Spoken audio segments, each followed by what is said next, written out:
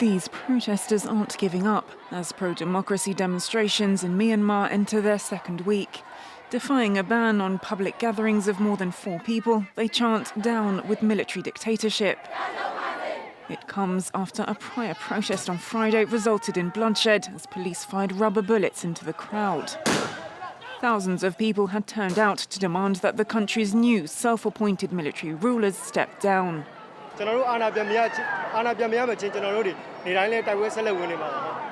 military have long been kingmakers in Myanmar, but also king breakers.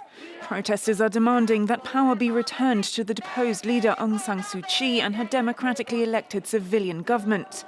The junta claims that it had to step in due to fraud in last year's elections, but the Electoral Commission says there is no evidence of this.